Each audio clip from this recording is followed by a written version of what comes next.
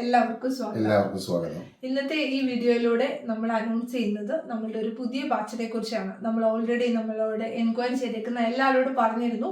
നമ്മളുടെ യൂട്യൂബ് ചാനലിൽ തന്നെയാണ് പുതിയ ബാച്ചിന്റെ അനൗൺസ്മെന്റ് ചെയ്യുന്നതെന്ന്. അതായത് നമുക്ക് വേറെ പ്ലാറ്റ്ഫോം ഒന്നും ഇല്ല പരസ്യത്തിന്. നമുക്ക് എൻക്വയറീസ് ആണ് വന്നുകൊണ്ടിരിക്കുന്നത്. സോ എത്രയും പെട്ടെന്ന് അടുത്തൊരു ബാച്ചിലൂടെ നമ്മൾ പോവുകയാണ്. അപ്പൊ ഇന്ന് ഏപ്രിൽ 30, നാളെ മെയ് 1 മുതൽ നിങ്ങൾക്ക് ബയോഡേറ്റ അയച്ചു തുടങ്ങാം. നിങ്ങളുടെ ബയോഡേറ്റ അയക്കുമ്പോൾ അപ്ഡേറ്റഡ് ആയിട്ടുള്ള ബയോഡേറ്റ ആയിരിക്കണം, അതിൽ ഫോട്ടോ ഉണ്ടായിരിക്കണം. നമ്മൾ ഇത്രയും നാളും എന്തൊക്കെയാണോ ചെയ്തത് അതിൽ നിന്ന് വ്യത്യാസമായിട്ട് നമ്മുടെ 11th ബാച്ച് ഈ ഒരു സമയം കൊണ്ട് തന്നെ 250 എന്നൊരു കൗണ്ടിലോട്ടാണ് എത്തിയിട്ടിരിക്കുന്നത്. സോ അതിൻ്റെതായ സന്തോഷം ഞങ്ങൾക്ക് ഇത്ര ആൾക്കാരെ ഞങ്ങൾക്ക് സഹായിക്കാൻ പറ്റിയല്ലോ. വേറൊരു ഏജൻസി കമ്മീഷനോ ഒരു കാര്യങ്ങളോ ഇല്ലാതെ നിങ്ങൾ ചെയ്യേണ്ട കാര്യങ്ങൾ മാത്രം നിങ്ങൾ ചെയ്തുകൊണ്ട്, ബേസിക് ആയിട്ട് ചെയ്യേണ്ട കാര്യങ്ങൾ മാത്രം നിങ്ങൾ ചെയ്തുകൊണ്ട് നിങ്ങൾ അതിന്റെ പോസ്റ്റ് കാര്യങ്ങൾ ഉണ്ട്. ആ ഒരു കാര്യങ്ങൾ മാത്രമാണ് നിങ്ങൾ ചെയ്യുന്നത്. ബാക്കി നിങ്ങൾ വേറെ ഒരു ഹ്യൂജ് ആയിട്ടുള്ള എമൗണ്ടോ കാര്യങ്ങളോ ഒന്നും ഇത് ഈ ഒരു പ്രോജക്റ്റിൽ നിങ്ങൾ മുടക്കുന്നില്ല. വേറെ ഏജൻസികൾ പല കാര്യങ്ങൾ ചെയ്യുന്നുണ്ട്. ഇതൊന്നും നമുക്ക് അറിയേണ്ട കാര്യങ്ങളല്ല. ഞങ്ങൾ എന്ത് ആദ്യം മുതൽ ചെയ്തോ ആ ഒരു കാര്യങ്ങൾ തന്നെ ഞങ്ങൾ കണ്ടിന്യൂ ചെയ്യുന്നു. ഇപ്പോഴത്തെ രീതിയിൽ ഒരു നല്ല ഹാപ്പി ന്യൂസോട് പറയാനുള്ളത്, നമുക്ക് ഇപ്പോഴത്തെ രീതിയിൽ 2025 ഡിസംബർ 31 വരെയായിരുന്നു നമുക്ക് റീജിയൻ വൈസുള്ള പെർമിഷൻ എടുത്ത് ജോലി ചെയ്യാൻ പറ്റിയിരുന്നത്. അത് 2 വർഷം കൂടെ റിന്യൂ ചെയ്തു. അതായത് 2027 ഡിസംബർ 31 വരെ നിങ്ങൾക്ക് റീജിയന്റെ പെർമിഷൻ എടുത്ത് മാത്രം കൊണ്ട് നമുക്ക് ജോലി ചെയ്യാം. അതായത് കേരളത്തിൽ ജോലി ചെയ്യുവാണെങ്കിൽ കേരളത്തിന്റെ പെർമിഷൻ, കേരള റീജിയന്റെ കേരള സ്റ്റേറ്റിന്റെ പെർമിഷൻ എടുത്ത് ജോലി ചെയ്യുന്നു എന്ന് പറഞ്ഞ പോലെ തന്നെ ഇവിടെ ഓരോ റീജിയന്റെ മാത്രം പെർമിഷൻ എടുത്ത് ജോലി ചെയ്യുന്നു. പക്ഷേ 2028 വരുമ്പോഴത്തേക്ക് ഇപ്പോഴത്തെ നിയമപ്രകാരം അത് പോരാ. നിങ്ങൾക്ക് രജിസ്ട്രേഷൻ, അതായത് നഴ്സിംഗ് കൗൺസിലിന്റെ രജിസ്ട്രേഷൻ എടുക്കണം. നഴ്സിംഗ് കൗൺസിലിന്റെ രജിസ്ട്രേഷൻ എടുക്കണമെങ്കിൽ അതിനായിട്ടുള്ള ബേസിക്കുള്ള കാര്യങ്ങൾ എന്ന് പറയുന്നത് നിങ്ങളുടെ ട്രാൻസ്ക്രിപ്റ്റിൽ ഏറ്റവും കുറഞ്ഞത് 4600 മണിക്കൂർ ഉണ്ടാവണം. ആ മണിക്കൂർ ഉണ്ടെങ്കിൽ മാത്രമാണ് മിനിസ്റ്റർ ഓഫ് ഹെൽത്തിന്റെ അപ്രൂവൽ കിട്ടത്തുള്ളൂ. മിനിസ്റ്റർ ഓഫ് ഹെൽത്തിന്റെ അപ്രൂവൽ കാറ്റഗറിയാണ് വെച്ചാൽ നമ്മൾ എന്താണ് നമ്മുടെ ക്രൈറ്റീരിയ എന്ന് നിങ്ങൾക്ക് ഉണ്ടാവും. ആ ഒരു ക്രൈറ്റീരിയയാണ് ഞാൻ പറഞ്ഞു തരുന്നത്. ആ ഒരു 4600 മണിക്കൂർ ഉണ്ടെങ്കിൽ നമ്മൾ മിനിസ്റ്റർ ഓഫ് ഹെൽത്തിൽ ആപ്ലിക്കേഷൻ കൊടുത്ത് അപ്രൂവൽ എടുത്തതിന് ശേഷം നിങ്ങൾ നഴ്സിംഗ് കൗൺസിലിന്റെ എക്സാം പാസ്സാവണം. ആ രീതിയിലാണ് ഇപ്പോഴത്തെ നിയമപ്രകാരം 2028 ജനുവരി 1 മുതൽ നിങ്ങൾക്ക് കണ്ടിന്യൂ ചെയ്യാൻ പറ്റത്തുള്ളൂ. നമ്മളൊരു ഡീറ്റെയിൽ ആയിട്ടുള്ള ഒരു വീഡിയോ 2 വർഷം മുമ്പ് നമ്മൾ പോസ്റ്റ് ചെയ്തിട്ടുണ്ട്, എങ്ങനെ ഒരു വിദേശ നഴ്സിന് എങ്ങനെ ഇവിടെ വരാം. അപ്പൊ അതൊന്ന് കാണുവാണെങ്കിൽ തന്നെ നിങ്ങളുടെ പല ഡൗട്ടുകളും ക്ലിയർ ആക്കുന്നതാണ്. അതിൽ നിന്ന് വ്യത്യാസമായിട്ട് നമ്മൾ ഒന്നും തന്നെ മാറ്റി ചെയ്തിട്ടില്ല.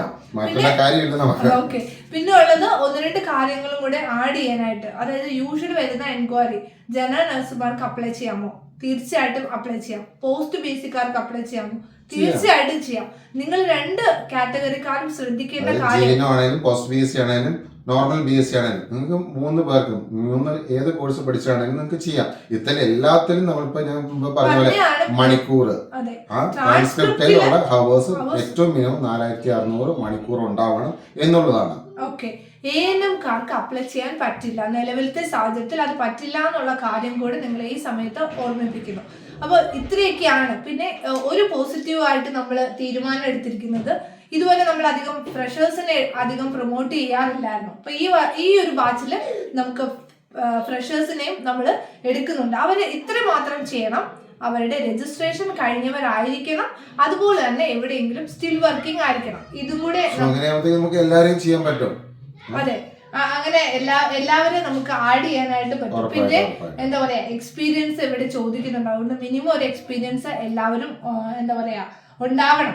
ഒരു 1 ഇയർ ആണ് ഞങ്ങൾ നോക്കുന്നത്. പക്ഷെ ഇപ്പൊ പറഞ്ഞ പോലെ ഫ്രഷേഴ്സ് ആണെങ്കിൽ സ്റ്റിൽ വർക്കിംഗ് ആണെങ്കിൽ നമുക്ക് പ്രോസസിംഗ് ടൈം കൊണ്ട് അവര് ഒരു 1 ഇയർ എത്തിയില്ലെങ്കിലും ഓൾമോസ്റ്റ് ഒരു 10 months എത്തും എന്നാണ്.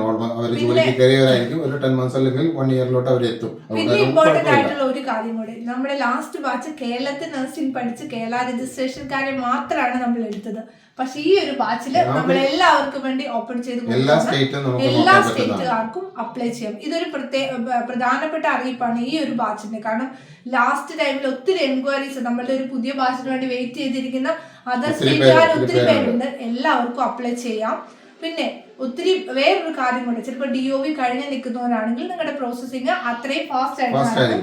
HRD കഴിഞ്ഞവരാണെങ്കിൽ അത് അഡ്വാൻറ്റേജ് ഉണ്ടാവും. അങ്ങനെ നിങ്ങളുടെ ഡോക്യുമെന്റേഷൻ വർക്ക് മുമ്പോട്ട് പോയിട്ടുണ്ടെങ്കിൽ അതനുസരിച്ച് സ്പീഡപ്പ് ആയിരിക്കും പ്രോസസ്സിംഗ് ടൈം എന്ന് പറയുന്നത്. അത്രയും കുറഞ്ഞു വരും പ്രോസസ്സിംഗ് ടൈം. സോ നിങ്ങൾ ചെയ്യേണ്ട കാര്യം നിങ്ങളുടെ ഡോക്യുമെന്റേഷൻ വർക്ക് നിങ്ങൾ എത്രയും പെട്ടെന്ന് ചെയ്യാനായിട്ട് ഉള്ള ഒരു എബിലിറ്റി നിങ്ങൾക്ക് ഉണ്ടാവണം.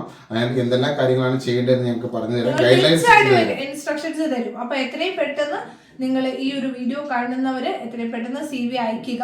ഒരുപാട് ആൾക്കാരെ നമ്മൾ എടുക്കാനായിട്ട് ഉദ്ദേശിക്കുന്നില്ല, ലിമിറ്റഡ് ആയിട്ടുള്ള സീറ്റുകളാണ്.